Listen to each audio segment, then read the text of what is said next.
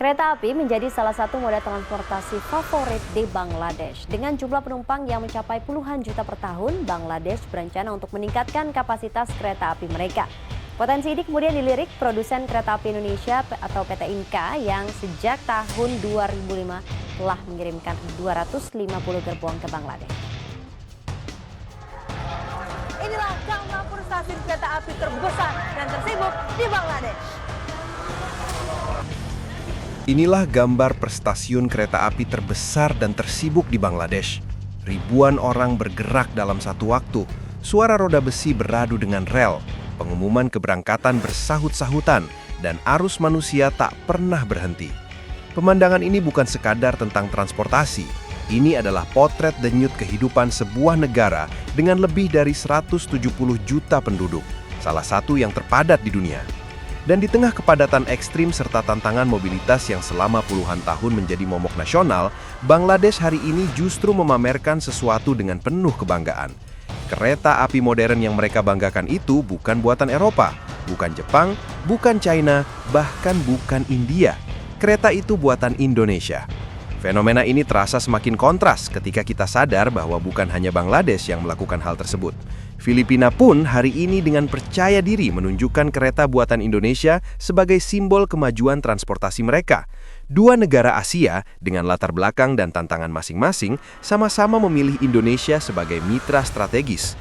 Sementara itu, di kawasan yang sama, ada satu negara tetangga yang menyaksikan semua ini dengan perasaan campur aduk, Malaysia. Negara yang selama bertahun-tahun sering memosisikan diri sebagai yang lebih maju secara industri, kini justru tidak berada dalam sorotan cerita ini. Pada April 2019, sebuah peristiwa yang tampak sederhana terjadi di Bangladesh. Tidak ada parade militer, tidak ada panggung besar dengan pidato panjang bernuansa geopolitik, dan tidak ada deklarasi ambisi nasional yang bombastis.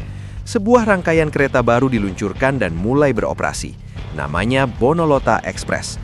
Namun justru dari peristiwa yang tampak sunyi inilah perubahan besar dimulai. Bagi masyarakat Bangladesh, Bonolota Express bukan sekadar alat transportasi. Ia hadir sebagai simbol harapan baru. Harapan bahwa perjalanan jarak jauh tidak lagi identik dengan kelelahan, kepadatan ekstrim, dan ketidakpastian waktu. Harapan bahwa layanan publik bisa manusiawi, efisien, dan bermartabat.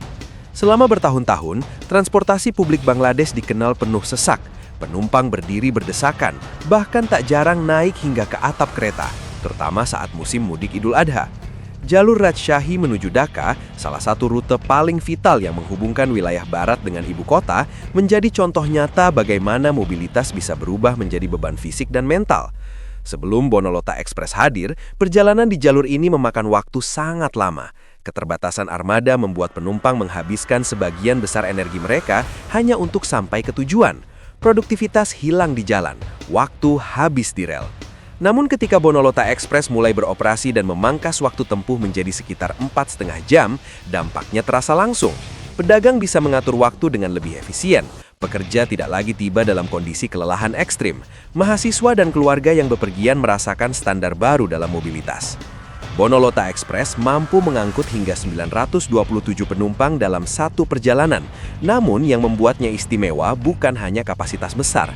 Untuk pertama kalinya, banyak warga Bangladesh merasakan kursi ergonomis yang nyaman, colokan listrik di setiap kursi, wifi gratis, serta toilet yang bersih dan terawat.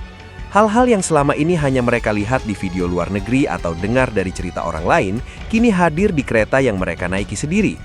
Media Bangladesh menyambut Bonolota Express dengan penuh kebanggaan. Pemerintah menjadikannya simbol modernisasi sektor transportasi. Masyarakat berbondong-bondong mencoba layanan ini. Kereta ini bukan hanya mengangkut penumpang, tetapi juga mengangkut rasa percaya diri sebuah bangsa. Di balik kebanggaan Bangladesh, ada getaran emosional yang kuat bagi Indonesia. Karena Bonolota Express bukan sekadar kontrak bisnis. Ia adalah pengakuan dunia terhadap kualitas karya anak bangsa. Kereta ini dirancang dan diproduksi oleh PT Industri Kereta Api atau PT Inka yang bermarkas di Madiun, Jawa Timur, sebuah perusahaan yang selama puluhan tahun sering diremehkan bahkan oleh bangsanya sendiri. Sebuah pabrik yang lahir jauh dari gemerlap ibu kota, tetapi kini produknya melaju di negeri orang sebagai simbol modernitas. Kepercayaan Bangladesh terhadap Indonesia tidak datang tiba-tiba. Hubungan di sektor perkereta-apian telah terbangun sejak tahun 2006 ketika Indonesia mengekspor 50 unit kereta dengan nilai kontrak sekitar 13,8 juta dolar Amerika. Langkah awal itu mungkin terlihat kecil, tetapi sangat menentukan.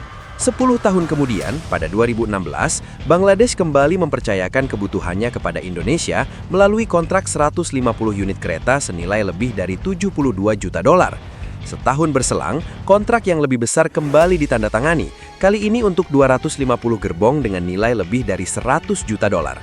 Rangkaian kerjasama inilah yang akhirnya melahirkan Bonolota Express pada 2019. Jika dihitung sejak 2016 hingga 2019, nilai ekspor kereta Indonesia ke Bangladesh melampaui 170 juta dolar Amerika. Angka ini bukan sekadar statistik, ia adalah indikator kepercayaan. Dan kepercayaan ini menjadi semakin menarik ketika disadari bahwa Bangladesh secara geografis jauh lebih dekat dengan India, negara yang dikenal memiliki industri kereta api raksasa. Namun, Bangladesh justru memilih Indonesia. Keputusan ini bukan tanpa alasan. Kereta buatan Indonesia dirancang secara spesifik menyesuaikan kebutuhan lokal Bangladesh. Negara ini memiliki tantangan unik yang sering diabaikan produsen lain, yakni kepadatan ekstrim yang membuat beban operasional jauh lebih berat dari standar normal. Kereta Indonesia dibuat lebih kokoh, lebih tahan banting, dan mampu menghadapi kondisi ekstrim tanpa mengorbankan keselamatan. Selain desain yang adaptif, harga yang ditawarkan juga lebih kompetitif. Bangladesh mendapatkan solusi yang ekonomis tanpa harus menurunkan standar kualitas. Namun, faktor terpenting justru terletak pada layanan purna jual.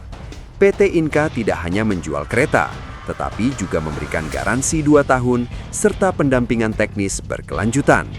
Ini memberikan rasa aman jangka panjang bagi Bangladesh. Ketepatan waktu pengiriman pun menjadi poin krusial. Dalam dunia infrastruktur, ketepatan waktu bukan sekedar efisiensi, melainkan kepercayaan. Keberhasilan Indonesia di Bangladesh tidak berhenti di rel kereta. Pada tahun yang sama, sebuah perusahaan karoseri asal Ungaran, Jawa Tengah, berhasil mengekspor bus eksekutif dan bus tingkat ke Bangladesh. Bus-bus ini memenuhi standar keselamatan internasional, bahkan regulasi ketat Eropa terkait ketahanan terhadap kecelakaan guling. Ini menjadi sinyal kuat bahwa kepercayaan Bangladesh terhadap Indonesia meluas ke sektor transportasi lain. Indonesia tidak lagi dilihat sebagai pemasok satu produk, tetapi sebagai mitra solusi. Fenomena ini menjadi semakin menarik ketika dilihat dari perspektif regional. Selama bertahun-tahun, Malaysia sering memosisikan diri sebagai negara yang lebih maju secara industri dibanding Indonesia. Infrastruktur dianggap lebih rapi, pelayanan publik lebih efisien, dan industri manufaktur lebih siap bersaing. Namun, realitas beberapa tahun terakhir menunjukkan cerita yang berbeda.